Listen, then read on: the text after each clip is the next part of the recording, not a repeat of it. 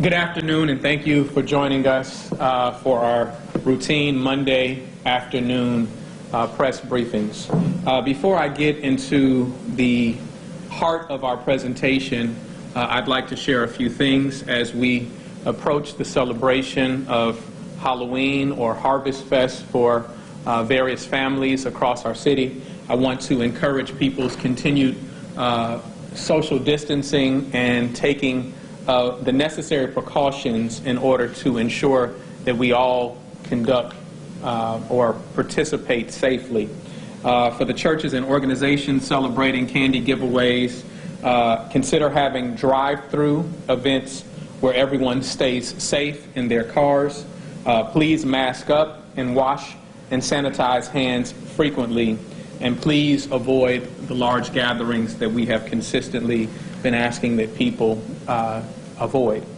Families are invited to the Parks and Rec Department Spooktacular, free Spooktacular drive-through treat bags giveaway for children's ages 10 years old and under while supplies last. It is set for Saturday, October 31st at 3 p.m. at the VA Legion Softball Complex, which is at 4500 Officer Thomas Ketchings Senior Drive. And of course, costumes are welcome. Remember, children must be in a vehicle and wear facial coverings. So thank you again for joining us. And today we wanted to speak about the very, very exciting news that Southwest Airlines will be joining us again at our Jackson Megawali Evers Airport. I remember a little over 4 years ago, the issue of Southwest leaving was a major issue amongst residents. As I have traveled out of the Jackson Megawali Evers Airport for various events and necessary conferences, I am constantly reminded by our residents of the desire to have a low-cost carrier. I'd like to compliment first and foremost our airport commission, which I charged from the very beginning with developing a plan, a strategy, and bringing on the talent that could help us recruit that low-cost carrier. And they, in fact, did so.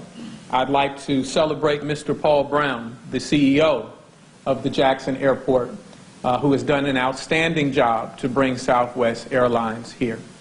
I can remember fondly, or I can remember distinctly, the conversation that my father shared with me where he traveled to Texas in order to meet with Southwest officials in order to recruit them back. So this has been a long time coming, and the praise, the celebration that is most deserving is of those people who have worked diligently not only to bring that low-cost carrier, but to also grow and develop a plan for the future of Jackson, JMAA as an entirety, whether we're talking about the Megawali Evers Airport or Hawkins Field.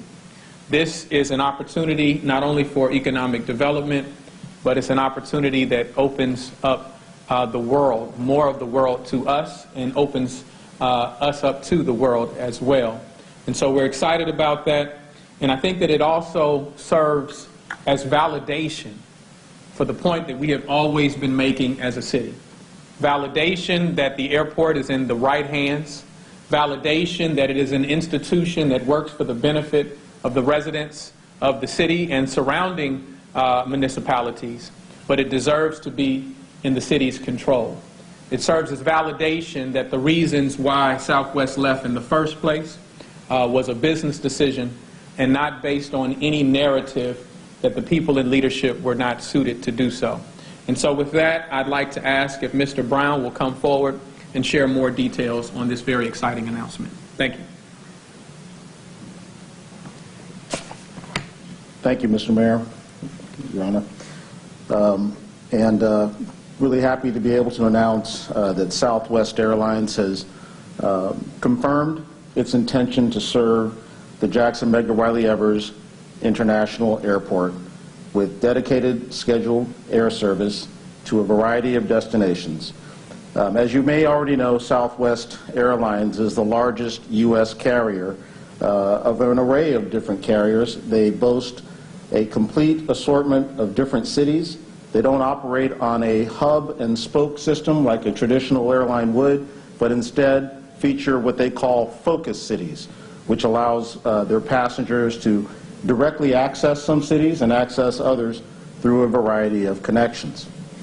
The Board of Commissioners of the JMAA has been aware of and has supported this effort from the very beginning, and they know now that we are at this critical stage.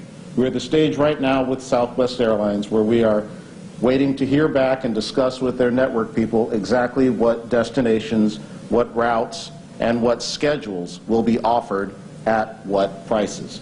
So we don't have that detail to present to you today, but we look forward to having that in the coming weeks. That's all I have, sir. Are there any questions? Mr. Brown, I wonder if you could tell us what Southwest leaders told you about your decision to come back to JMAA.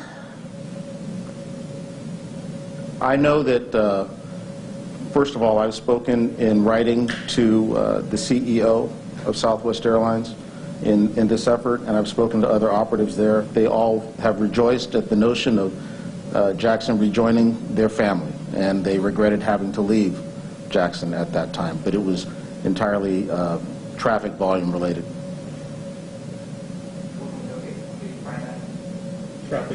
Traffic volume related, yes. The volume was not supportive at that time. So I mean, like, what motivated them to come back? What did they tell you about that decision to come back? I think that's a better question for Southwest. The only thing that I can really tell you is that as the JMAA, we made a concerted effort to bring them back. We asked for the business.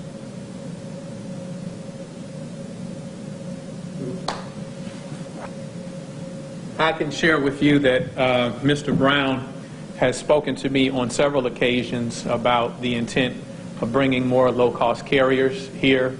So this has been an ongoing effort for quite some time. And so I think somewhat humbly, he doesn't speak of his persistence in demonstrating to Southwest that Jackson is a viable location, that Jackson not only presents an opportunity to benefit them as a carrier, but also to serve as a benefit to our residents. And so we're very happy to have Southwest Airlines back, and we hope that it has associated effect on the cost of flying out of Jackson and open up a number of opportunities abroad.